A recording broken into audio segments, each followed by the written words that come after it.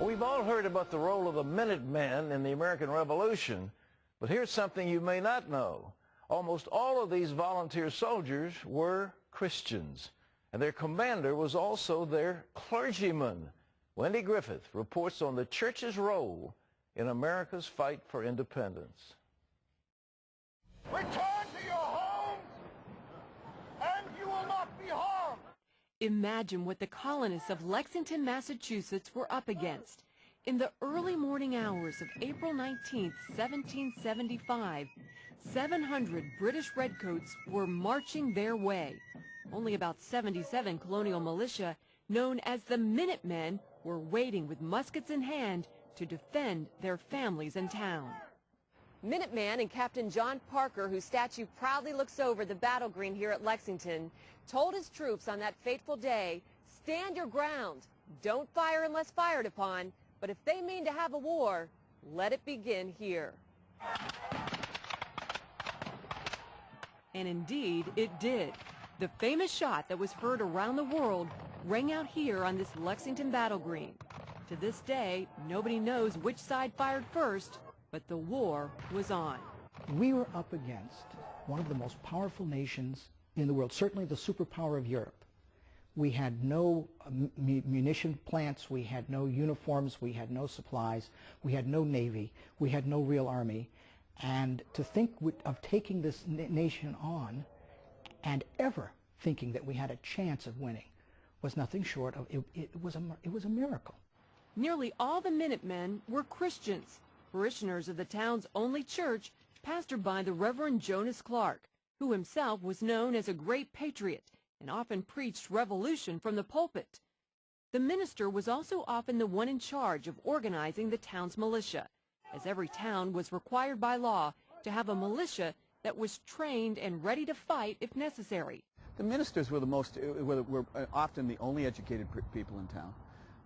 They had a captive audience once a week, and it was the only time everyone got together.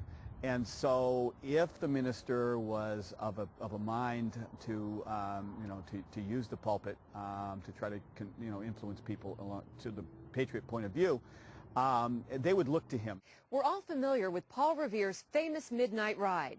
Well, this is where he showed up, at the home of the Reverend Jonas Clark, to warn him and his two prominent guests, John Hancock and Sam Adams, that the British were indeed coming. Well, the fact was the British were coming, but they were walking.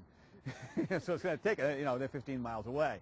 So Parker basically says to everyone, look, go home, but be within the sound of the drum. When the battle at Lexington was over, 2 British soldiers were injured and 8 Minutemen were dead.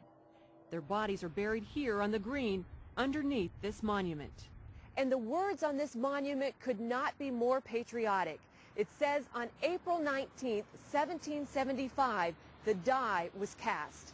The blood of these martyrs in the cause of God and their country was the cement of the union of these states, then colonies. It goes on to say that they nobly dared to be free, and the peace, liberty, and independence of the United States of America was their glorious reward. They realized that the British had abused their authority and really enslaved the colonists.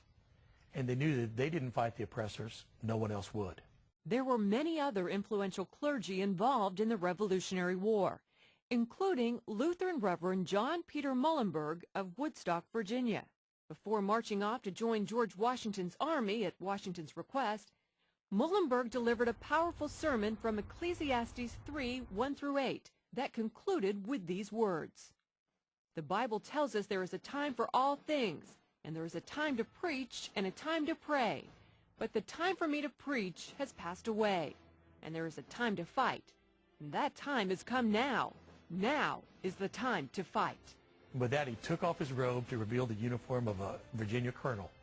He then took his musket from behind the pulpit, put on his colonel's hat, and marched off to lead his men to war. Throughout the war, sustaining morale was a real struggle at home. Very often, the ministers were the ones who were looked to for that purpose. The Reverend Nathaniel Whitaker of Salem, Massachusetts, was one such man. A so-called New Light Presbyterian pastor, he played a significant role in helping to encourage privateering, the means by which Americans were able to gain war material when they didn't have factories. They would capture British merchant vessels on the high seas and bring those goods home. He was instrumental in getting that business up and running. He also was instrumental in putting together a gunpowder manufacturing in Salem to help support the war effort. The clergy were so influential in the war effort, the British and those loyal to the crown referred to them as the Black Regiment because they wore black robes. The king was afraid of the ministers because they refused to acknowledge the divine authority of the king. Their battle cry was, "No king but King Jesus." Some go as far as to say if it were not for the churches and pastors of colonial America, our land would be a British colony today. The British governor of Massachusetts made the statement before the revolution started that if the ministers ever came out in force to support the revolution, that the British would lose. Today, many scholars admit the role of clergy and Christians is downplayed in our nation's textbooks. We're supposed to ignore and pretend that the Christian foundation of this nation never existed. And I believe that it's our responsibility as Christians to make sure that our children are raised knowing that this is, was, and always will be a Christian nation. Wendy Griffith, CBN News, Lexington, Massachusetts.